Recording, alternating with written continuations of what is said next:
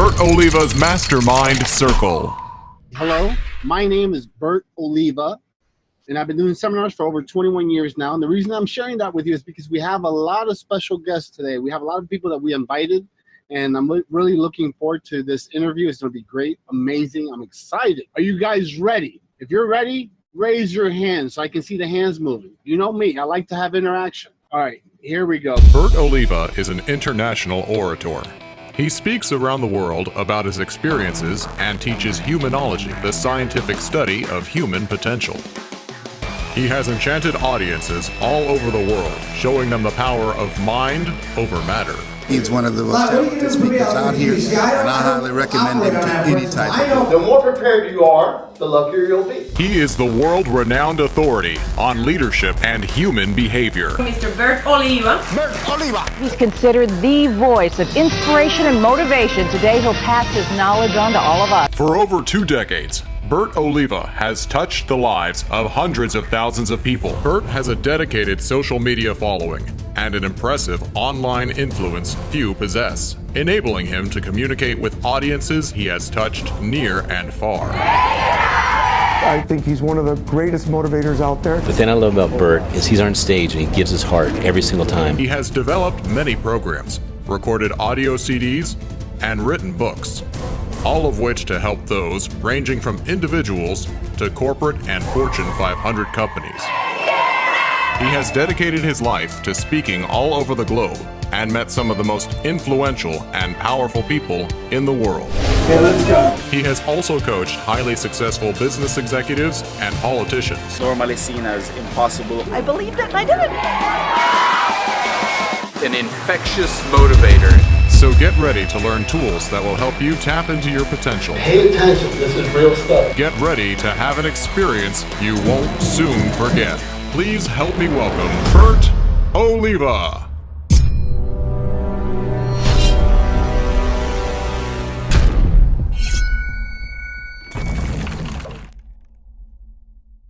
Frank Salas started his first business when he was only 20 years old, and he hasn't looked back since. Today, he's an entrepreneur, a speaker, philanthropist, and automation expert. And tonight, he's here to share his knowledge with us. So let's welcome the talented Mr. Salas. Beautiful. You know, I've been in this industry for over 21 years. I travel the world, and I always bump into some people that I call global gems. And I stumble across Frank, who's a young guy, and I see him as a global gem. I mean, I'm going to go ahead and do my interview, and you know what that is. You know, we did a background search. We have some stuff we want to bring up. But I also want him to share the techniques and the passion that he has for what it is that he's doing and where he's going in his life. So I don't want to hold back anymore because I want to get as much as I can. And this guy has a lot of energy. So you guys ready? If you're ready, raise your hands. I want to make sure you guys are ready. Okay, here we go. What's up, Bert? What's going on, my friend? Oh, nothing much. I'm really excited for this interview. This is a little different. This is an interview. It's like a little mini bio. And you'll be able to come back 5 years from now and miss some of your goals. You know what I'm saying? Because this is really what it's all about. I mean, I've been doing this for over 21 years. And when I find people like yourselves, and I'm not just saying that, you know, we have a team, and our team does their due diligence. And then look at some of the stuff you're doing, some of the traits of successful people. And then we go after them. And that's what we did. We reached out to you. And man, within a matter of seconds, you actually reached out. And I say seconds because we're going to get into that. You're like a social media guru. Now you can say that. And, you know, since I said it, it's official. You see, when you say it, people say, oh, you're egotistical. No, but I actually gave you the credit. I gave you the title. But before we start, there's a couple of things I want to talk about. I mean, I know you went to school, and it was Texas State University. What was it that you studied there? I studied on women and beer and fraternity. I was actually in the entrepreneurship program, and I was in my 3rd year there, and I was making some drastic changes to my life. So, yeah. This is one of the places that you like to hang out. Yeah, that's Jake as well, man. Tell us about that. Oh, my God. So, in Austin, Texas, it's the hill country. There's a bunch of nature out here. I love to hike. I love to do yoga outdoors. And this is a place that takes you about 1.5 miles to get there. And once you get there, oh, it's just so beautiful. It's spring fed. It's always 72 degrees year round. It's just beautiful. And everybody comes and hangs out there. Austin, Texas, very laid back. You know, people are just chilling straight up. You can be yourself. You can do whatever. You can meet crazy people. You can meet chill people. And that's just one of the big spots here in Austin, Texas, man. Do you still go there? Yeah, frequently, maybe, a few times a year. It's a super happening summer spot for sure. You're fairly young. So, when did this whole transition, let's go back a little bit. Were you born in the States or you were born in Texas? Like, where your family come from? My family's from Mexico. I was born in Fort Worth, Texas, and I ended up making my way to Mexico for a little while. Right. And then I came back. You grew up in Texas for the most part? Yeah, for the most part, I grew up in Texas. And your parents are entrepreneurs or? My mom works at my high school and in the cafeteria, which was awesome in high school because she worked in the snack line and I got all the free snacks, which is cool. And then my dad, my stepfather is works for the state of Texas, and he is a health inspector. So he does tanning beds, tattoo shops, and mattresses, which is a really random, pairing of things to inspect, but that's what he does. Where was that turning point? Where was that transition? Yeah. So for me, I always knew I was going to be self-employed. So I grew up under, some very humble beginnings, and I just saw a lot of things differently than most people. And because of that, I've always knew I was going to be self-employed. I remember, to answer your question very vividly, when I was I was 4 years old in kindergarten, we had career day, and everyone was like, I want to be a baseball player. I want to be a doctor. And it came little Frankie's turn to tell what he wanted to be. And I said, I'm going to be a businessman. I'm going to own the Dallas Cowboys. I'm going to buy my mom a mansion. And I am going to make, $70 billion. And everybody was laughing at me. They were like, oh my God, this guy's hilarious. Where do we find this kid? And I didn't know that people didn't take me seriously. And that was my first time when I realized, hey, you're shooting a little out of your league, buddy. And that was like, oh man, is that weird? I didn't think that was weird. I thought that was, all right, that's what I'm going to do. Yeah, I'm just going to go out and do this cool thing. And so my teacher, Miss Young in kindergarten, she knew that I was affected by it. And she told me, he's like, Frank, you're Mexican. You were brought up this certain way. And I'm not telling you can't do what you want to do. I'm just telling you it's going to take a lot of work. And so then when she told me that, I was like, oh, cool. I just got to work hard and I'm going to get it. I'm good. I was completely done. As a kid, if you tell a kid the way the world works, we just assume that's how it all works and we're good. That is awesome. Great advice that she gave you. Yeah. Even though she was going in a different direction, kind of telling you not to give up your dream, but, it's kind of rough. You're Mexican, you're this, you're that. But you finally, for you, it was the opposite. You actually took it on in a different way. There's a thing here I have in front of me, a little note that says, what does I get it done by hand mean? So I get it done by hand is the catch line or the slogan of my spray tanning business, which was my very first business back in 2008. It's actually going to be 8 years on Friday when I started. Yeah, I get it done by hand. And that's what we had on t-shirts. We handed out stickers, and girls were going to their colleges, to their high schools, to their proms, to this and that. And, women were going to their country clubs with these shirts. I get it done by hand. And it was causing such a big ruckus because, it has a very suggestive connotation, but it got a lot of attention. What does that mean? Oh, I get spray tan. That was my first business where we did airbrush tanning by hand, as opposed to back then in 2008, a machine would spray you like this. And then to the side, we did it by hand. And our girls would wear those kinds of shirts. We'd, do events with them. It was so catchy. What age were you at? How old were you? I was 20 years old. So at 20, you started up not only a business, but kind of a catchy business. People will actually be impressed with the marketing. I mean, this is pretty catchy marketing. It would get people's attention. So you actually did pretty well in that business? I did very well in that business. And speaking of marketing, I was able to get myself to go viral on ABC, NBC, nationwide coverage, because I would drink my spray tanning solution. It was 100% organic. And I would say, hey, this is so good for you that I would drink this. And I drank it on camera, on demand. The whole thing was hey, Frank thinks this is so safe that he'll drink it on demand or whatever. So I would take shots of it, and it didn't taste good, but it was definitely marketable, and we got that to go out there. That got us Miss Texas, Miss USA, Miss America, all of the bodybuilding shows because of doing things like that. So I've always had to leverage my creativity and my marketing ability. And one of the things that we did was stuff like that, you know, Miss Texas, Miss America, the shows.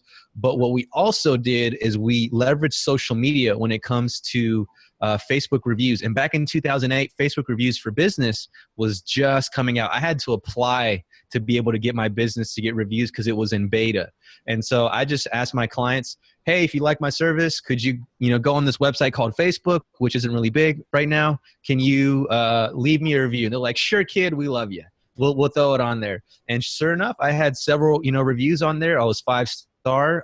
Google would pick it up and they put me at the very top of the ranking. So for no cost, my business was the best tanning salon, period. Not even spray tanning, but just tanning salon in the DFW, Dallas-Fort Worth area where I'm from. Right. And I would get leads like crazy. So that was my first introduction to growth hacking. That was my first introduction to social media, social proof, online marketing. That got me, Best of D magazine 2 years in a row, which is like in Dallas, the It magazine for fashion, beauty. And I was able to get that in 2010 and 2011 back to back, which was really unheard of in my industry because there's a lot of unprofessionalism in that particular field, or there was back in the day. It was just getting started. Okay, you have a video here. Let me see if this I can hear. I remember this video. We had the free face tan sign outside. That's the location, right? Yep, that's the location right there in Colleyville. Really high-class neighborhood, super expensive rent. Hey everybody, this is Frank Stiles with Stiles Sunless Airbrush Tanning in Colleyville, and today we're going to give you a quick tour of our new location. What I wanted to show was that even back then, before social media was hard or up to where it is today, you were doing videos. Yeah, for sure. Business. You're actually getting in front of that camera. Right now, you make it look easy. Mm-hmm. Look, you were doing it then. Like promoting your business. I thought that was great. That's something. So, and some of that stuff that you did then is the same things that you apply today in your business, right? Or your businesses. On steroids. Okay. On steroids. This was back in 2008 where that video would take 3 hours to upload, and that would take 30 seconds now, maybe even 3 seconds. And phones were nowhere near that capable to make those kinds of things. We didn't shoot that on a phone, but we can do that now. We did that on like $2,000 equipment. I had to hire a videographer to get this done. And now we can just do this from our phone, and we can broadcast it to the world through so many social media platforms, like you had said. Yeah, the power is amazing. In your 20s, you're doing so well, the marketing worked for you, everything. What transitioned you from that to getting into real estate? Why the transition? If you're doing well, why not just stay doing it and make it bigger? Working in the beauty business, you work with a certain clientele. I'm a guy. I don't necessarily want to work with, women that have champagne problems all the time, and even though I removed myself from the situation, I was surrounded by the, salon employee, who were great, but it was just like, there was just a lot of stuff that I didn't want to do or deal with. And I was just like, this business is no longer fun. Like how many more beauty pageants do I have to judge? How many more, beauty queens do I have to spray tan? Like how many more things do I got to do? It's just like, I want the new thing, like this was cool for my early 20s. I'm 23, I'm 24. I need something different. I need to mix it up. Let me give you the last one. This one you can see. Hey. Come on, tell me about that picture. This is the actual launch, man. This is where you started real estate. Yeah, so this was my first real estate business. First off, I got to give a big shout out to Brad Pauly out in Austin, Texas. He took a chance on me when I was 26-year-old. I thought I was way too big for my britches. I was like, I'm an entrepreneur. I sold this company and this company for this, and I do this, and I'm a realtor guy. And like, I was just so completely far from where I am right now. It's almost ridiculous to look at myself. And not because of like my hair or what I was wearing. And I still wear suits. I still, have a flamboyant hairstyle or whatever. But back then I was going to take over the world. I was like, man, I've been waiting to get in real estate. And I had, several companies, and I've always wanted to be in real estate. So we're going to get into some stuff earlier on why being in real estate was so important to me.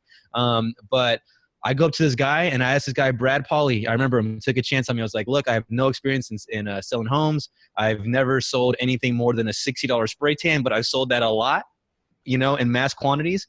And I think I can sell $1 million home, And then what happened after that? You really got into it. You got involved. You love real estate. Yeah, so I did 100 transactions my first year as a realtor, and most realtors do like 5, maybe 10. Like they're lucky if they break 10. I did 100. But how did you learn to do this? Was it just because of the previous business you were doing, or you took courses? What did you do? So I went to the top guys in my agency and I was like, yo, when do you need your coffee? Do you need anything, printed out for you? Do you need any keys unlocked for you? Do you need me to meet any clients for you? Can I come with you on an appointment? I'll hold the door open for the peeps. I'll be like your assistant. It's all good. Like I'll hold your briefcase, whatever you need me to do.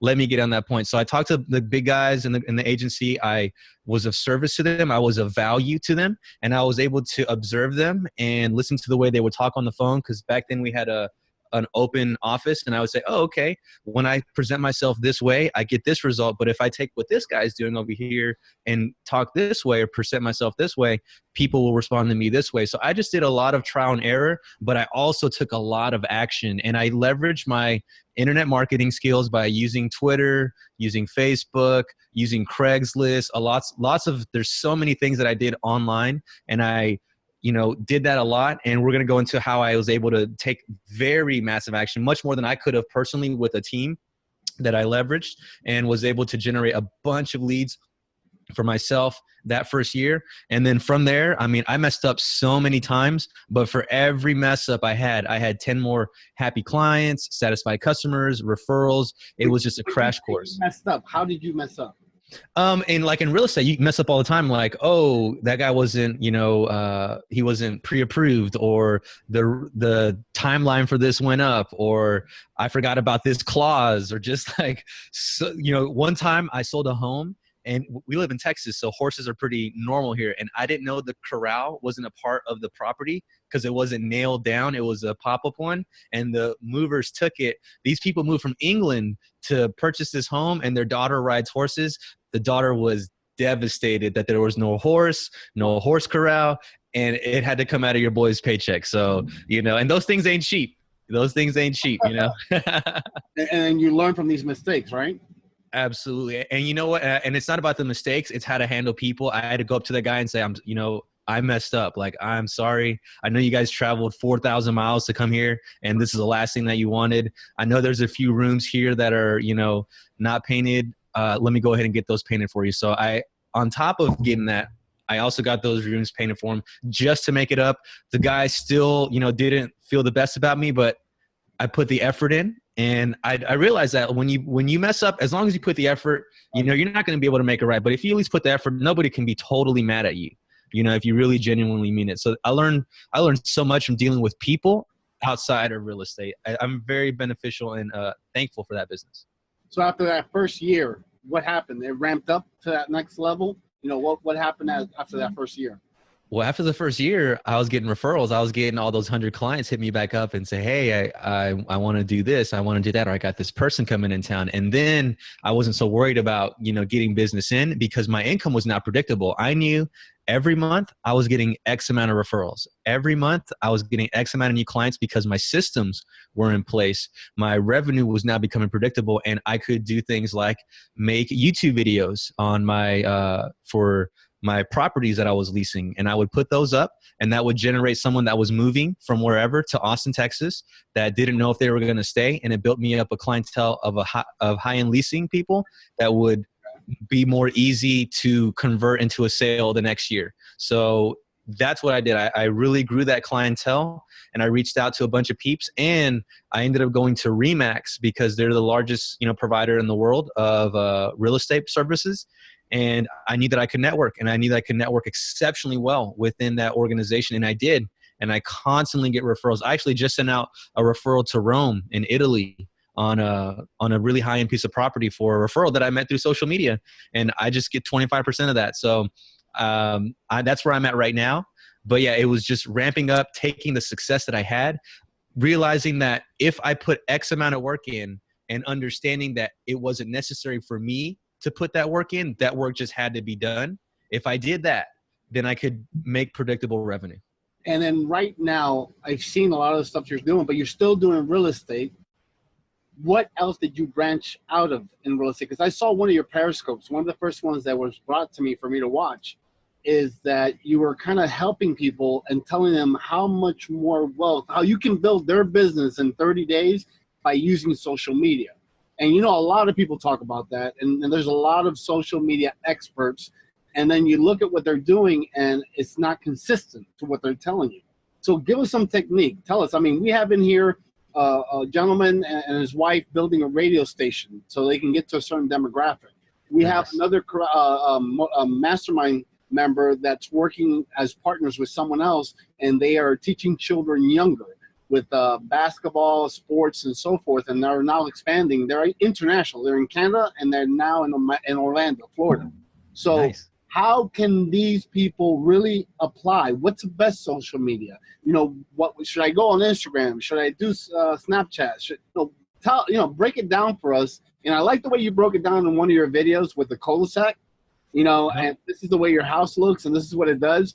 But I don't just want you to go and give me like a training. I want to feel your passion. I want to feel, you know, if you've made mistakes, what have you done to rectify those mistakes so you can keep moving forward? You know what I'm saying? Absolutely. Absolutely. And all I can do is tell you my story, Bert. This is what happened to me. So I've been on, so to answer your question, what's the best social media? For me, the best social media has been Periscope and all live streaming. Periscope is an application that launched in March of 2015. It is owned and backed and supported by Twitter, which means it's not going to go around. It's not going to go away anytime soon. And they were the first big live stream application, and live streaming's only been around since March of 2015 when it comes to the masses. I started in October of 2015 as a personal brand. This is my first time venturing out myself as a personal brand. I'm known as the talented Mr. Salas, a man of many talents, if you will. And how'd that come about, that name? What happened? How did that fall in place? One of my favorite movies is The Talented Mr. Ripley. I love Jude Law, and I just love Jude Law's character. I love his wardrobe. I love his life. I was like, man, that's really cool. And then, of course, Matt Damon, you know, does what he does to him in the movie. And, like, I'm like, man, that's really upset. But then, you know, it just really resonated with me for a really long time. So you thought that using a alias of some sort, instead of the cool name that you originally have, which is Frank Salas, why not go in that direction? I mean, what's the marketing behind that? So for me, it's like, why is this guy so talented? And for me, it's because at that time I had 6 companies. I have 7 right now, but at that time I had 6, which is only in October of last year, October of 2015. And I started off with like, I can do this and I can do that. And I have this and I have that. And people didn't know how to like do business with me. So I had to like give him that moniker, the talented Mr. Salas. And people were like, why are you so talented? And I say, well, I have many talents. And I do improv, I do speaking, I do so much, and, you know, business, social media. Like every time I'm always surprising my closest friends. Like, I didn't know you could do that. I was like, you know what? I didn't know I could do that either. All right. So you started with Periscope, and being that Periscope was so new, and that was a perfect time for you to start. That's one of the reasons, like, you blew up really quick. And that's one of the first videos that got to my attention. And that's why we went after you. Did you have a strategy? Did you have an idea? Or you just turned on that camera and started talking to it? How did you approach it? I knew Periscope was going to be big. I just didn't understand it. And so what I did is I just took my phone out and I broadcasted 30 times a day, every single day, just to like spend those hours on the platform, see what works out. I started off with my real estate practice. I started off with using a straight razor and and gentlemen's, you know, swagger, and gentlemen's, you know, how I size things, and going to my tailor. I have the same tailor as Matthew McConaughey and President George W. Bush here in Austin, Texas. And I was like interviewing him and saying, hey, say what's up to the peeps. And he's like 60. He's like, hey, leave me alone. You know, you're weird. So I started doing that. And then I had this thing called the Bad Boys of Periscope with a Z. And it was like a way for me and my boys to like meet girls, fly them out to Austin. And if you were a hot chick, you would put the hashtag Bad Boys of Periscope on Instagram, and me and my boys would look at it, and if we liked you, we'd fly you out, and we did all this other stuff. I mean, we were just like, I was just trying to see, how is this thing going to work? I knew this was going to work for me. I knew this was going to be cool. But then one day I was talking about my virtual assistant stuff, boring the hell out of, or I'm talking about my real estate stuff, boring the hell out of everybody. And they were like, what did you just do? And I was like, oh, I just sent that invoice to my virtual assistant. They're like, what's a virtual assistant? Oh, well, this is a virtual assistant. They're like, tell us more. And I was like, what? You guys want to know about VAs? And they're like, yeah, this is like the second week. They're like, yes. They started inviting their friends. They started inviting specific people. They're like, tell us more. So I ended up doing like a 3-hour Periscope on virtual assistants and how everything that I just blew people's mind, which I have that effect. I always blow people's mind with the stuff that I do and teach. And they're like, oh my God, how do I get a VA? And I was like, oh, well, you got to go do this, here's this. And that ended up growing. And people were like, well, can I just hire you to do that? And I'm like, well, yeah, sure. Business. Absolutely. Absolutely. So I went down on virtual assistants 100%. So at that time, when you first met me, it was like, I can do your website. I can do real estate. I can do investing. I can do speaking. I can do improv. I can do acting. I can build curriculum for you. I know spray tanning. I know franchising. I know this, events, promotions, marketing, social media consulting, blah, blah, blah. And then social or virtual assistant stuck. And so I was like, you know what? I'm just going to double down on this. And so to your point of the 30 days, I have this system called a value funnel. So everybody has a click funnel, a list funnel, an email funnel, a marketing funnel. I have a value funnel where I give people value. And the way I do that is I give them a little gold coin. And then after that, I give them a golden nugget. Then after that, I take them to the gold mine. And the gold mine for me is my private Facebook group or the talent tribe, where I serve those with talent and transform them into thought leaders. So after I take them to the gold mine, where I give them a whole bunch of complimentary trainings, complimentary resources, I help them take those resources. I gotta just intervene. Yeah. Great training. I mean, I looked at a lot of your videos, and in fact, it was funny though, because we went and we joined your tribe.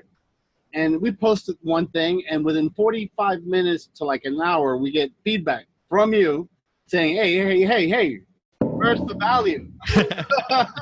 And I was like, you know what? I like this kid. This is good because it's real. So you may not have 7,000 people in that room, but the 600 or 700 you have in that room are all like-minded individuals with the same focus point. And after I looked at some of your other stuff, I can see that you're building an army. You're saying it's a tribe. You know, a tribe to me is a little smaller. You're building an army. And it's a good group to be involved with. So like you said, you give a little bit, but you give a little bit more than what you say. If you listen to your videos and you really take the time out, and it's funny because your videos are all like 2 minutes long. They're 30 minutes. They're 45 minutes. There's content there.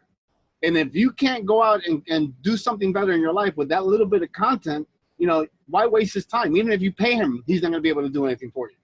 You know, use the free content first. Would you agree with me, Frank?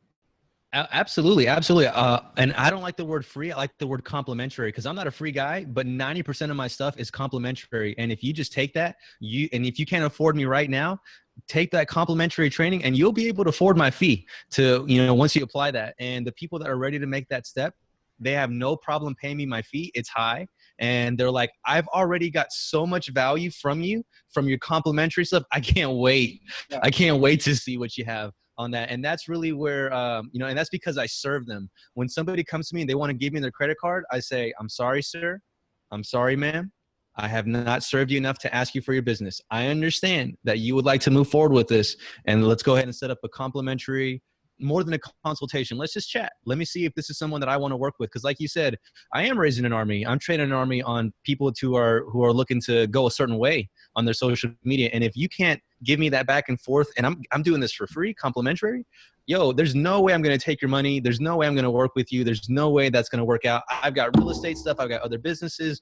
This is one of the legs of my business, but I don't depend on this to, you know, pay for groceries, gas, and, you know, all that stuff's taken care of. Like, this is for me to make a difference in someone's life. And if you're not willing to take that investment in your own self, whether it's money, time, commitment, what's going to make me do that? Just because you throw money at me, I'm not a problem that you throw money at. I'm someone that's going to come on there and get you sponsors, get you books, media coverage, get you paid speaking events, licensing deals, you know, and all that. That's what I'm going to do to your life. And if you can't afford the commitment level to something like that, I don't want to work with you. And so I always feel people out. I always, you know, like you do, you have your systems, I have my systems in place, and I just feel people out. Like, who is this person really? And that's what serving really does. A lot of people think serving is for the client, and it is. It is, but it's also for you. And then after I serve, so I give them a gold coin, give them a golden nugget, take them to the gold mine, serve.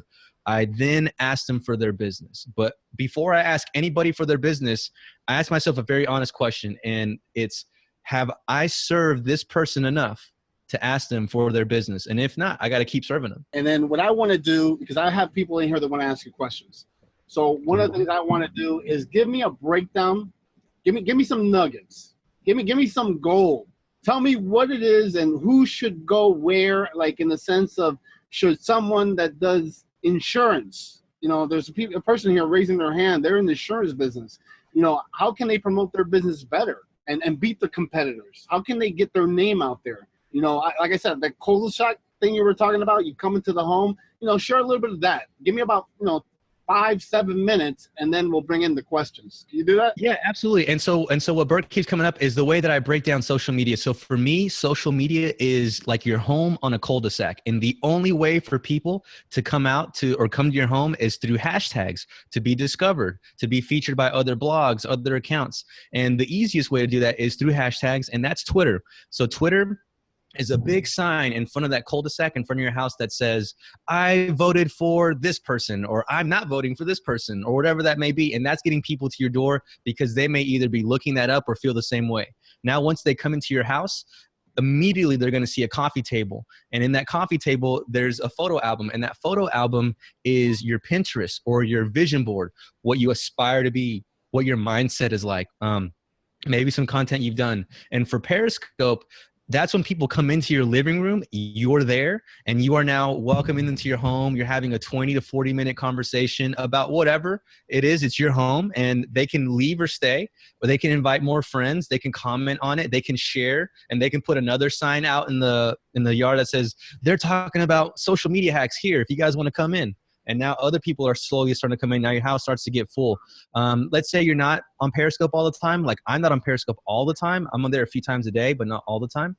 And they get bored and they walk around my house and they go down a hall and they see a bunch of photos on the wall. That's the Instagram. That's going to get you into the mindset. That's going to get you guys into like the snapshot of their life. Like if you go to my Instagram, you're going to see quotes that says, serve your tribe as if each one of your members was paying you with $1 million each. And you're going to see me in the Philippines doing the whip and the nay-nay with some kids on the street. You're going to see me doing all kinds of stuff. There's a picture of me and a bachelorette where we traded shirts, and I'm wearing a girl's shirt and she's wearing my shirt. Like, it's just like fun stuff that we do.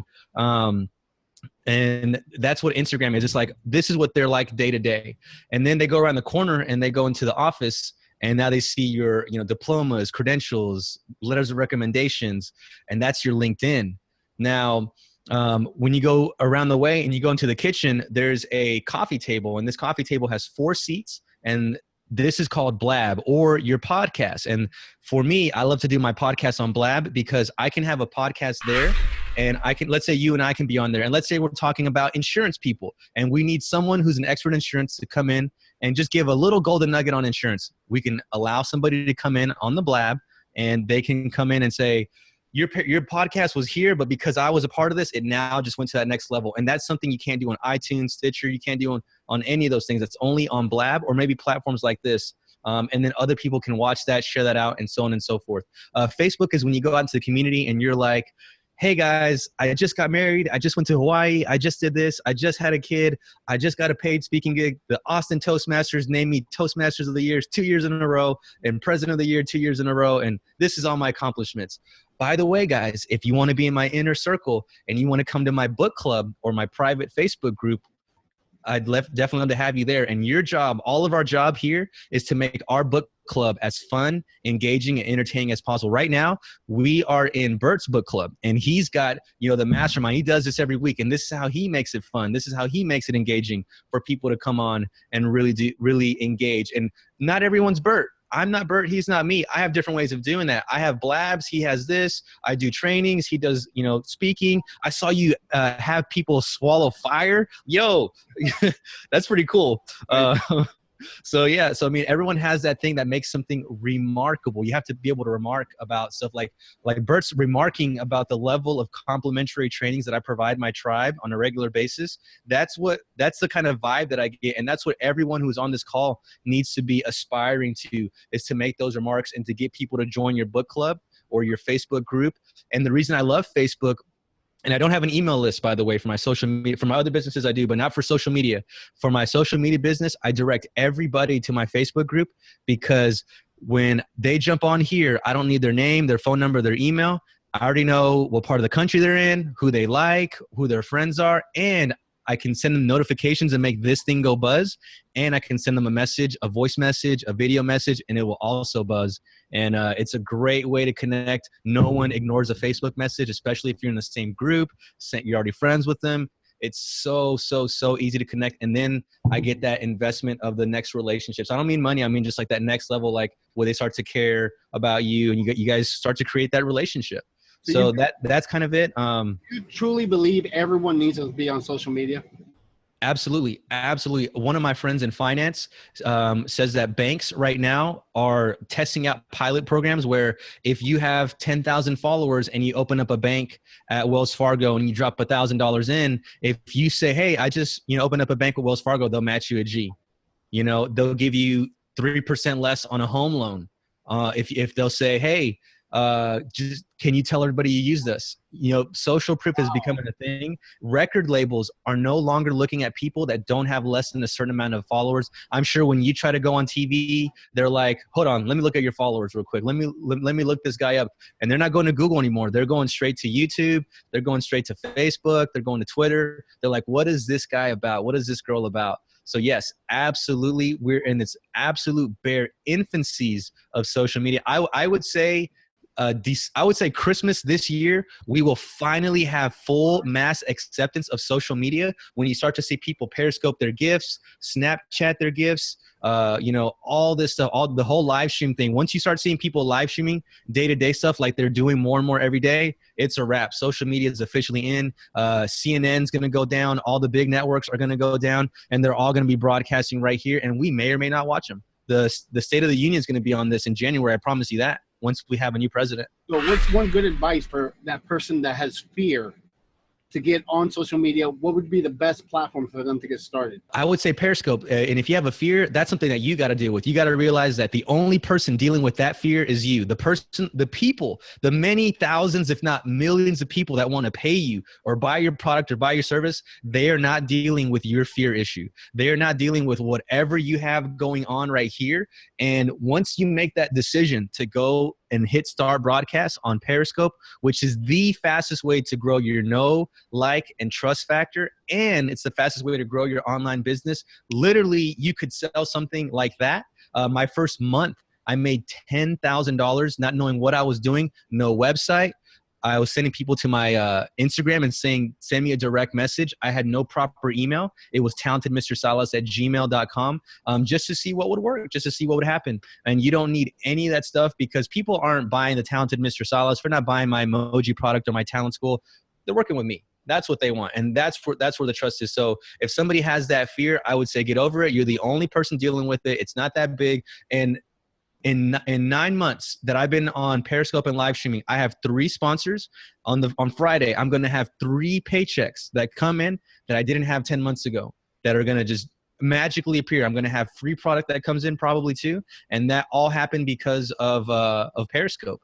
It all happened because of social media and live stream. So think about where somebody like Bert and somebody like myself is going to be when we're dead and we're on our deathbed, and think about where you're going to be on your deathbed. And there's going to be 2 people. There's going to be the one person that didn't hit start broadcast, and you're going to live your life the way that you're living. You're probably going to be in a lot better situation because you're involved with Bert and his platform and his tribe. But if you hit start broadcast right now in 2016, you're going to be at least 5 years ahead of everybody else. Everyone else who has that little fear right now that's not hitting start broadcast, they're going to stay like that. And then they're going to finally hit start broadcast in 2019, 2018 at the earliest, 2020, and they're going to finally get over it. But you and I, we're going to be doing it for 3 years already. Shoot, I've been doing it since 2015. I might be doing it for 5 years by that point. I've been doing it for a long time. It works. But, this is what I'm going to do is I'm going to ask you one more question. Go ahead. everyone, you guys are ready. We're going to have him here for an extra 5-7 minutes. Please get your questions ready. Ask Val. Raise your hand and let her know you're going to ask a question. So we can put you up here live and you can ask him a question direct with Frank Salas. Well, Frank, I mean, great information, a lot. You know, you gave me a lot, and it was great to see that you're a young fellow that came from, you know, a humble beginning, and you opened up a shop, you know, or whatever, your tanning thing at a young age, and that's an entrepreneurship mindset that most people don't have. A lot of people way older than you have a dream of opening up something, and they never do it. So to me, that's success right off the bat. You started already being successful. So where do you see yourself in the next couple of years? I mean, you got 6 businesses. Are you going to be running all these 6 businesses, or are you going to go ahead and focus more on one and become the expert in the business? Or, you know, what's your plans for the next, you know, 3 to 5 years? I want to get to 100 businesses all around the world. I currently receive 12 currencies right now. And because I'm on social media, I have reach all over the world. I have to put different time zones in different parts of the world. Otherwise, my followers and supporters get upset with me because I'm not showing them any love. So I'm definitely going to be having international business in several different capacities and leveraging online for every single one of them. In 5 years, I will be 33. Yeah, I'll be 33 in 5 years. So, I mean, I'll still be single. I'll still be out doing my thing. I'll have a few more companies. Why will you be single? Good. Why will I be single? Because I'm not trying to get married until like I'm 40 something, and I travel the world so much. I'm only in places for 90 days at a maximum amount of time. And I've got, you know, really open and cool peeps in my life, but you know, it's just the game. I mean, like, I'm sure, you know, like, and maybe you might be able to sway me, but in my experience, I cannot be in a super committed relationship and pay that kind of attention to another human being and do what I do on a regular basis. I'm asking you because you either do one or the other. You either find the perfect person to go with you and follow your dream, or you do exactly what you're saying. You leave that when the time comes so you can actually focus and give your 100% every day. And that's really where it goes. So it's preference. Do you want someone to be with you? And that's not easy to find. In fact, sometimes most of these people that I meet, the global gems that I was talking about, they lose their success because they found the wrong person. So that you have this goal and you're saying, you know, I'm going to be single till I'm 35. Hey, I celebrate it. You know, I was fortunate. I found my wife at a young age. However, your focus. You might find that right person, but that's secondary. And if you stay focused on what it is you want out of life, you will get it. No ifs, ands, or buts. I know that because this is what I've been doing my entire life. And I have an amazing quality of life, and I have an amazing family. We travel the world. We do all this stuff. I mean, you've seen us online. You saw how fast we turn around the video, and we have a production team, for God's sake. So I know that there's nothing wrong with that. So I have no need to sway you. You're doing what's right, and I just want some people to hear that. Yeah, for sure. Younger, they're like, well, you know, maybe I need a girlfriend or I need a boyfriend. No, you need you. You become the best you can be, and you will always succeed. And there's only one person that can stop you, and it's you. And you wake up in the morning, you push you out of the way, and you get started. Right? Yeah. All right, so we have some questions. Let's go ahead and we have 6 questions. And I know I'm keeping going here a little longer, but I want to, you know, remember when you come in, state what's your name and what state or city or country you're calling from. I go by Chevy Gun. My name's Tom, from Chattanooga, Tennessee. Very nice meeting you. I love your story, man. That is awesome. To be as young as you are and doing what you're doing, that is freaking amazing. I love it. I watch a lot of Periscopes. I might have to start following you. I follow a bunch of different people on there, especially real estate guys. What's that one big real estate guy from Florida, from Miami? Grant Cardone? Yeah, Cardone. I follow him a little bit. What I wanted to ask you was, I just started they used to be an app on here. I don't know if you ever was on it. It's called Social Cam. It closed down.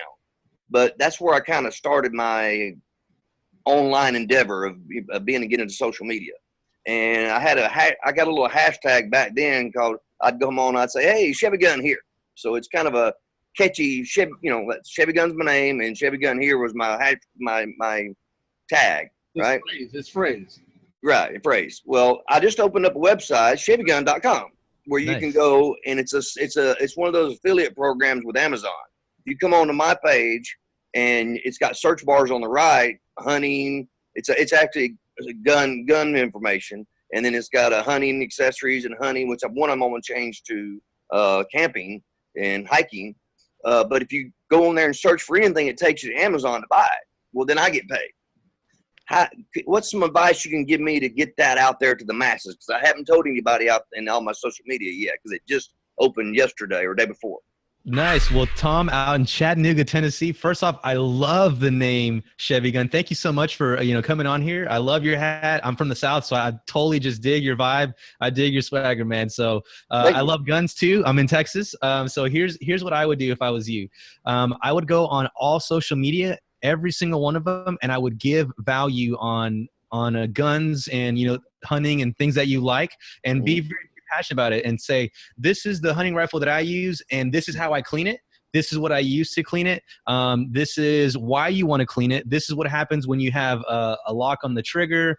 Maybe your sights are off a little bit, just whatever, the wood's not looking, whatever. You can just give solutions to problems that people have on those, on whatever it is that you're talking about. You can talk about boots, camo, how to line up on camo, what kind of scopes to use, when hunting season is, why you like these certain officials, these types of hunting licenses. You could just give value on that for somebody like me who doesn't hunt. Say, you know what, I want to get into the hunting. What's the process? And I could just go to YouTube, because I'm a millennial, and what millennials do is we don't go to Google anymore. We go to YouTube because we got to see it to understand it, and we have to. We've been ripped off so many times that we got to see somebody like you. If I see Chevy Gun, say, here's Chevy Gun. I got my this and I got my that. I'm like, that's the guy I'm following. Chevy Gun is my boy. Okay. So that was a great idea. And by the way, Frank, great advice. You're doing blogs and stuff that has to do with that. That's going to be a way for you to be able to attract them to your site. So that's awesome. Thank you, Chevy. Well, thank you. I appreciate your input. Nice to meet you, Tom. Yeah, they're going to follow you. My tribes, they're loyal. They're going to be knocking on your door within the next 24 hours. Word. I know this one. It's Belinda Roldan from Marshall, Minnesota. How are you, Frank? Belinda, ¿cómo está? I was wondering, first of all, it's great connecting with you again. And second of all, I follow you. And third of all, my question, where did you get your capital, or where did you get your kickoff when you first started the tanning thing? That seemed to be like your first big endeavor for the entrepreneurship. Where did that come from? Because you said that the videography cost you money. So how did that all come about? Because there's a lot of people in here that need that kickoff or need that idea or that capital of how they're going to kick it off. Right. When I was in college, I had a sales job with was AT&T. So it was Singular, got bought out by SBC, then turned into Singular again, then went to AT&T. So it was AT&T now. So I was selling cell phones with them. I was making about 80, 90 grand, not doing too bad for a 19, 20-year-old. And I was blowing my money. I was in fraternity, like, oh, kegs are on me, guys. No worries. I was doing that. But I had a little bit, and I want to say a little bit, like $5,000, $6,000, $7,000 saved up. And so I had that, but then I spent all my money on like TVs. I had like this one gaming chair with the speakers and the lights that would move. It was a lot. And I bought all this stuff from Sam's, and I used to do promotional sales at Sam's, and I knew the manager, and the manager said, hey, Frank, I know you're a young guy. I know you're, Mr. Successful and this and that, but I used to be like you, and there's going to be a time when you're going to need some money. So if you, instead of spending money with Walmart and this and that, and he's like, and you spend money with me, if you buy any one of these TVs or any of this game chair stuff or whatever, you can bring it back with no receipt within a year, and I'm going to give you 100% of your money back plus tax. Wow. And I'm like, oh yeah, whatever. I'm never going to use that. Sure enough, July of 2008, I haul up my little Camry full of TVs and PlayStations, and then I get my boys to help me out with some trucks. Well, then there's me pulling up to the thing like, yo, I'm calling in a favor. And so I call in a favor, and there's me and my boys just dropping off TVs. One of them was busted. The guy was cool. So we got an extra $10,000 in capital. It still wasn't enough. So that's amazing. That is amazing. Thank you. And you know what? You really are an inspiration, and I look forward to connecting with you some more. Thanks. For sure. Thank you. Your peeps are amazing. I told you, man, they're great. I mean, this is a great group. We've been doing this for a while. I used to do this live all over the world. And I decided to do it online, and I've been able to connect with more people in different places. And every Wednesday, no matter where I'm at in the world, we come on live. So, how you doing, Frank? How you doing? How you doing? My name is Fritz from Brooklyn, New York. You know, I love the story. Your story, man, very, very, very, very interesting. And I like the way you broke it down in every room. And you put every social network to it. That was clever. That's clever. And I like that tidbit of that bank. Thank you. My question is, when you got started, who did you look up to in terms of mentorship? Because it seems like everything like you were just born with it. But did you have a mentorship that someone you looked up to, like internship? You know, unfortunately, I wish that I did. Everything that I learned, I had to learn on my own. I didn't have time to reach out to other people. I didn't have time for mentorship. I put myself in a situation where I had to succeed. And, you know, part of that story that most people don't know is that for the first 8 months of my business, I lost money every single month. And for months 1 through 6, I ate once a day. And for months 6, 7, and 8, I ate once a day every other day until I finally made $75 in March of 2009. I remember that day so vividly, and it was amazing. I was like, I proved to myself that I was able to generate revenue, and the next month I made 30 grand. The month after that, I made 50, and so on and so forth.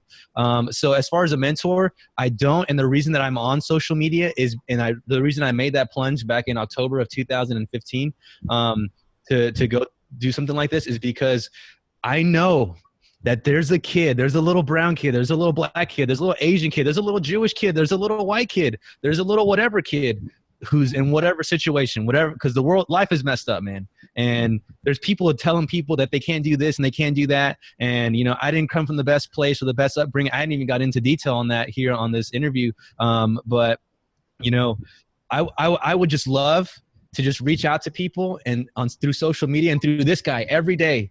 If I can just change one young kid's mind, because I go out to, like Bert, I go out to schools and on my own free accord, I go to the hood. I go to the scummiest places and I say, yo, get all your peeps in the audience right now. I'm about to drop some game on you guys. I don't call. I don't do nothing. I just go into the principal's office and I say, yo, your kids need some work. And I just, you know, I either get kicked out, escorted out, or I get the audience. Like it's a 30% success rate. So the reason I'm on social media is to motivate peeps like that, because I remember when it was month 7 and I was like, you know, not eating, you know, which was cool. Like it's for me, being in business is like going to battle. But, you know, at the same time, you know, I was a 20-year-old kid. I was scared, you know, I don't have any safety net. I don't know how I'm going to get my next meal, and I've got to pay employees. I've got to pay rent. I've got to pay taxes. I've got to pay suppliers.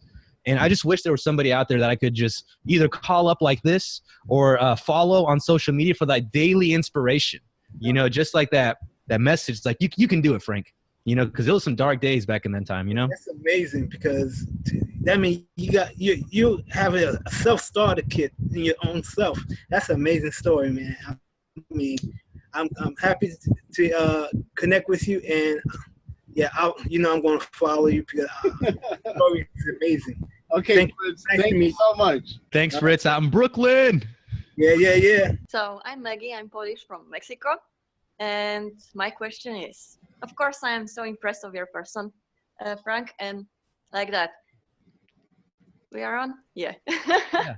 So I'm planning to open my business. It's going to be an internet store, and I'm new on all of that. So I don't know where to start yet, but I know that I can do it. I have already vision. I am already there.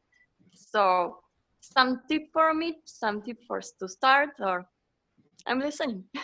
Oh, absolutely. First off, you're absolutely lovely. I love your vibes. So did you say you're Polish living in Mexico? Is that what I heard? Yes. Yes. That's amazing. That's awesome. We got to go talk about that story at another time. That's interesting in itself. As far as for anybody who's just getting started, here's what I do and what I cover in my curriculum. The first thing you have to do is figure out what is your value to the marketplace? How do you make people's lives better? I just launched a fashion line based in Spain a month ago, and our fashion line is an affordable way for millennials to look boho, to have that, like, you know, Hollywood red carpet hippie style, you know, but affordable and still cool, still unique, still high quality. You know, it's not bargain bin stuff. It's not high level stuff. It's mid range. It's cool. And you can wear it to a pool party. It could, you know, you could lose it and you'd be cool with it. You'd be like, oh, I really like those, but it's not a $500 piece of whatever. So first off, give value to the marketplace. Secondly, identify your target followers. So we're in the day and age where when I first started in real estate, people would type in homes in Austin, Texas. Right now, and that was in 2013. Right now, people will type in green condos, 3-bedroom, 2-bath, 2-car garage with these types of amenities and under this price in this zip code for sale, approved with this type of loan in Austin, Texas. So people have got more specific. So a lot of people will tell you to get to your target audience. I want you to get even more focused and figure out who is your target follower. What is their name? Is it a guy? Is it a girl? How much money do they make exactly? Because if you tell me they make $75,000 to $100,000, 75,000 can't afford what the 100,000, and the 100,000 can get taxed more than the 75,000 person. And you know, if they go to a coffee shop, and if I need to know, do they drink Splenda, sugar, or stevia, or do they take tea in their coffee, or tea instead of coffee? So those are the types of things that I can do. And once I know that as a marketer, I can put your product, service, business information in front of the exact right eyeballs that was intended to. But you have to know first on who to serve. So I would say start there. And then after you figure out what your value is to the marketplace, who your target follower is specifically and exactly, merge your value to make this person's life as best as possible as you can. And then do market research on who's doing what you want to do. What do you like from that? What don't you like? What's working? What's not working? And then disrupt the marketplace 100%. Whatever your competition or your colleagues are doing, up that next level. So if they're not doing free shipping, or if they're only doing free shipping over 100, we're just doing free shipping. You know, we're doing free sizing, free returns. We're doing all that stuff. And I know that I have no concurrence, so I just cannot wait just to start doing it. Amazing. Frank, I want you to do something real quick. Much. Thank you, Maggie. But wait, I want you to pay attention real quick. I want you, because obviously we did our homework, I want you to specify your client like you did in that one video. You know, you were specific, and not the 18 to 25, not the 36 to 40. You know, give us just a brief example of your ideal client. So Magdalena, this is how I market myself online and social media. I know I just went on about how I would love to inspire kids, and I think naturally I would inspire that person. But when I'm conducting my trainings and my businesses and showing my value to the marketplace, I'm looking to serve a 45-year-old white man with a wife that is 27 years old. So he is much older than she is. She's a lot younger than he is.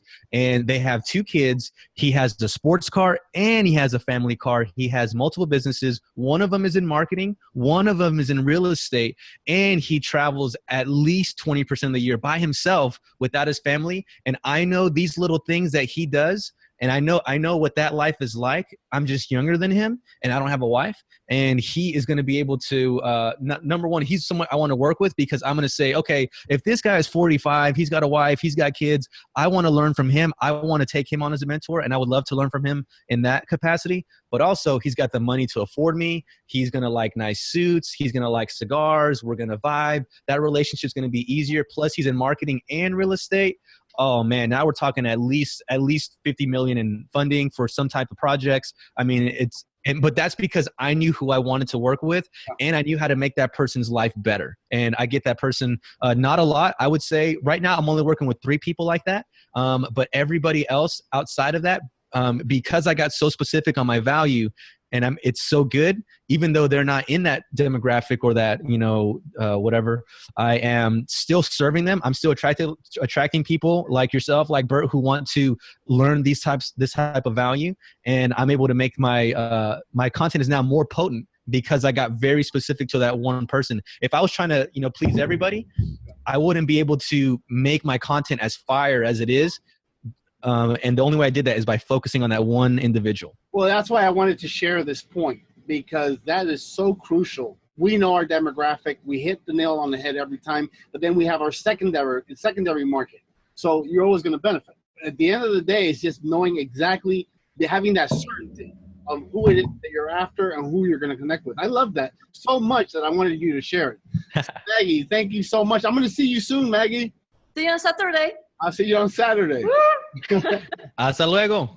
I know that you cannot see me. I do not know how to use this iPhone. My name is Susana Ho. I'm from Miami, Florida, of course. I'm from Lifeline. And the thing that I wanted to ask Frank is about the virtual assistant. But first things first, I wanted to congratulate you. You're such a young entrepreneur and amazing guy that young guy that I listened to you, and it's amazing what you have said and everything what you have done. I'm very proud to be a Hispanic and also listening to what you have said. Anyways, going back to the virtual assistant, how does that work? Well, Susana in Miami, first off, I just want to say thank you so much. That makes me feel really awesome because one of my personal goals is to really change the way that Latinos, specifically in America, are being perceived. So I really think about that every single day. Even though I talk jokes and this and that, like it's one of my forefronts, one of my self-identifying driving factors. So thank you for acknowledging that. I really appreciate that. By the way, if you're on your phone, on the iPhone, if you tap the screen and then tap on the bottom left, there should be a little video camera to be able to, so we can connect, so I can see you at least. There you go. Ta-da! Yes, ma'am. Yes, ma'am. Claro que sí. And for the virtual assistant question, so I outsource to the Philippines. $1 US American dollar is about 50 Filipino pesos. I have multiple trainings on virtual assistants, but here's how you want to use a virtual assistant. You have to realize first and foremost that as a business owner, we have to focus on our RGA, revenue generating activities, and answering your emails, setting up meetings, little things that must be done but don't require you specifically to do them are actually making you broke. They're making you poor. They're making you tired. They're making you stressed. They're causing so much negative to you and your business and your life and the people around you that once you start outsourcing and delegating your busy work to other people and leveraging your currency in the world globally, you're now going to get more done for less and you're going to be able to tack on more business. One of my clients right now is a web developer, and her biggest mindset or mind shift breakthrough that we had to do was that her value previously was her making websites, and she's a phenomenal web programmer. But we hired her 2 virtual assistants that focus in web development. She now would go out and get website business and then delegate them to them. And so now because she's not fulfilling that order, she can go out and get more. But previously she would go out, get business, have to fulfill that business, and then be stuck with no clients. And her revenue was up and down, much like most people might be if they don't have any systems. But because she now has backup, she just keeps bringing business, keeps bringing business, keeps bringing business, keeps bringing business, and she doesn't write a lot in code. She goes speaks, she writes books, that's what she does, and that is her value to her organization. And I had to convince her that once she did that and delegated her non-RGA activities, she was going to help more people. She was going to be of value. She was going to be able to hire more people. She was going to be able to meet all of her goals, and her life was going to be better. And it just had so many, ripples in her life for the positive once she started outsourcing. So to get started, first and foremost, I would just take a list out of everything you did today. And then if something made you money, put a big $ on that. And if you look at a list of stuff that doesn't make you money for a day, then you got to change your day-to-day habits to make more money. If you're not doing RGA every single day, all day, then you got to change. You got to make some major changes. You got to make that happen. Thank you very much. And I will use that video because I thank you, Bert, for recording it. I will use that video for my guys for training. You are amazing. These are such a young age and have done so much. This is just the beginning, because when we're done, he's going to give us all the information to get in contact with him. And I recommend that you follow him like you do with us and look at some of the videos he has posted. And there's a lot of, stuff there. Do we have it at the end of the slide? Yeah. We're going to have one slide after the next question that will show his information, and whatever's not there, he'll be able to tell us. Great. Thank you very much. Thank you. Hasta luego. Someone is asking, what is RGA again? Revenue generating activities. If you're doing stuff and you're not earning a living off of it, it's just a hobby. Yep. Hello, Mr. Frank. You know, how you doing, bud? What's up, dude? I'm doing great, man. Great to see you, man. You're an inspiration. My name is Andrew Ochan.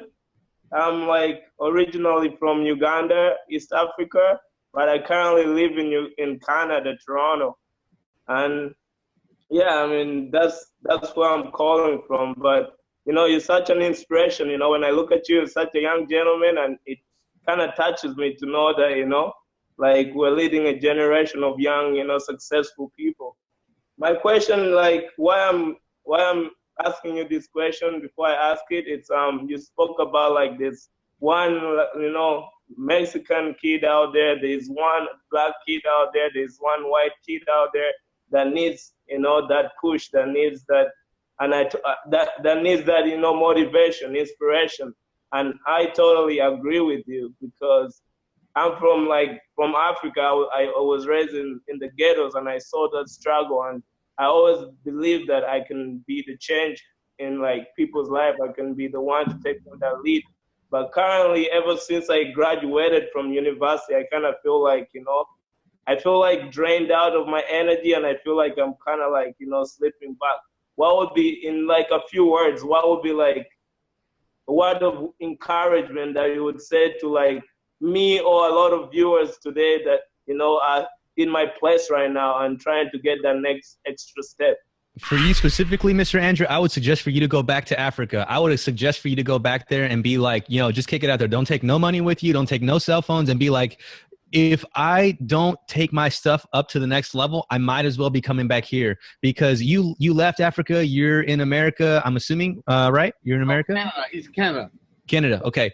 So you're in a different place right now, and Canada's a lot nicer than Africa, I'm assuming. And, you know, I would just advise everybody to spend some time in third world countries and see how other people have it, and then realize that you are in the top 1% of wealth if you know, make over $30,000 per year, and just say, okay, I'm going to die one day. There's going to be like, Bert and I will be on our deathbeds one day. And Bert and I we made a choice in our life. You know, for me, it was a very early age. I'm not sure about Bert. I'm assuming the same things, because he looks pretty young himself, and he's been doing this for about 20-something years. So, you know, we made a choice, you know, very early on in our lives to say, when I am on my deathbed, and for me, I feel like it's going to be very painful, because I don't know, that's just like fear that I have. But when I'm on my deathbed and I'm going through these death pains and I'm about to go to the next part of whatever's going to happen, I'm going to have this moment where it's not going to hurt anymore, and I'm going to look back at my life. And I know, dude, Andrew, my friend, man, I know that because I make these crazy changes, because I drop out of school, because I move, you know, halfway across the world, because I start businesses like this, I know, brother, because I hit Star Broadcast every day, because I take interviews, I know, dude, I know that's a cool place to be, man. And that knowing is like, man, what other kind of stories can I throw on that? You know, what could I be telling the nurse when I'm dying? You know, like, yo, you would have loved me in my 20s. You would have loved me in my 30s. You know, like, what could I say?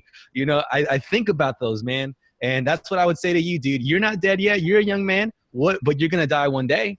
Every one of us is going to be on that deathbed. And some of us might not be fortunate enough to have that deathbed. But I know that when I'm on my deathbed, bro, I'm going to be looking back. I'm 28 years old now, and I can't remember half of the stuff that I do. You know, I really can't. I can't even remember pictures that Bert shows me, you know, because I've done so much stuff, man.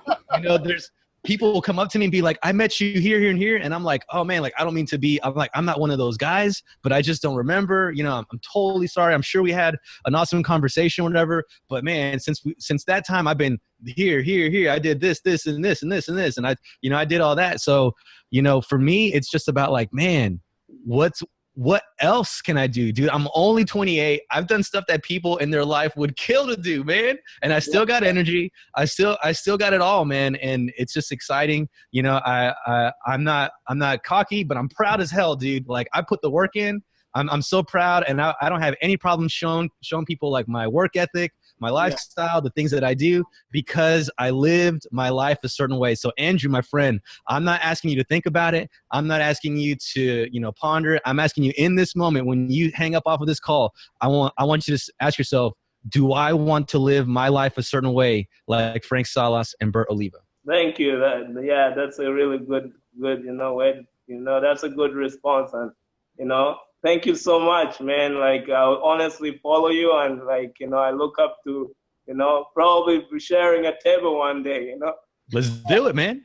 All right, let me go ahead because we're already at the end. Let me go ahead and pop up the screen. You have the Twitter, you have the Facebook, and you have your website.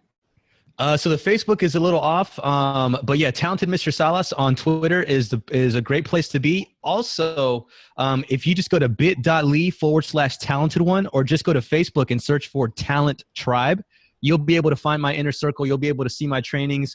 Go to YouTube, type in Frank Salas. You'll see all my trainings. I'm on Pinterest. I'm on Blab. I'm on Busker. I'm on Tumblr. I'm on Periscope. I'm on Snapchat. Everywhere, I'm at Talented Mr. Salas. So you can find me on all social media. I respond to every single one of them. I want to thank you, man. I'm really happy you came. I'm really happy that you shared so much and that you came out of the heart.